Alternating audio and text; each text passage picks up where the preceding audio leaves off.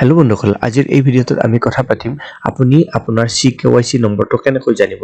যদি আপোনাৰ CKYC number create হৈ আছে তেতিয়াহ'লে আপুনি সেই নম্বৰটো জানিব পাৰে, আৰু যদি CKYC নম্বৰ ক্ৰিয়েট হোৱা নাই আছে নে নাই আপোনাৰ CKYC নম্বৰ তেতিয়াহ'লে আপুনি সেইটো জানিব পাৰিব। আচলতে CKYC নম্বৰ সেইটো হয় চেন্ট্ৰেল নো ইয়ৰ কাষ্টমাৰ নম্বৰ হয়।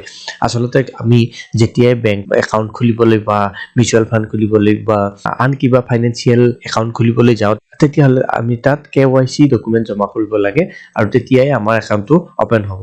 কিন্তু যদি আপোনাৰ তাত CKYC নম্বৰটো থাকে তেতিয়াহ'লে সেই KYC ডকুমেন্টবিলাক আপুনি দিব নালাগিব, ডাইৰেক্ট নম্বৰটো দি দিলেই হয়। গতিকে এতিয়া যদি আপোনাৰ নম্বৰটো ক্ৰিয়েট হৈ আছে কেনেকৈ জানিব পাৰিব হৈছে নে নাই।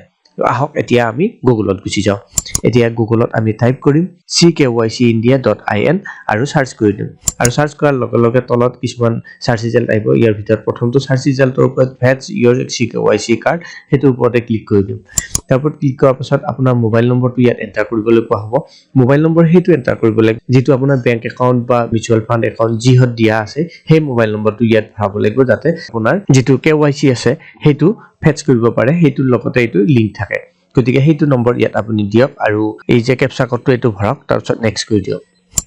এতিয়া কেপচা কোডটো আৰু মোবাইল নম্বৰটো ভৰাই নেক্সট কৰাৰ পাছত এটা OTP আপোনাৰ মোবাইল নম্বৰত গুচি যাব, সেইটো OTP ইয়াত ভৰাই লওক আৰু সাবমিট কৰি দিয়ক।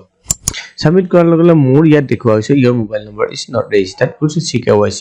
মোৰ মোবাইল নম্বৰটো CKYC লগত ৰেজিষ্টাৰ্ডে নাই, মানে মোৰ CKYC জেনেৰেট নাই।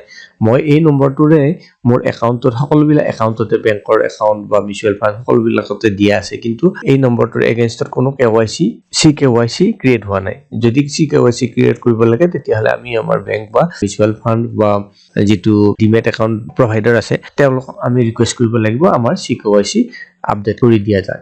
আপোনাৰ যদি ইয়াত CKYC থাকে ইয়াত সন্মুখতে দেখা পাব, এই পেজটোত দেখা পাব আৰু আপোনাৰ মোবাইলতো মেছেজ জৰিয়তে পঠাই দিয়া হ'ব।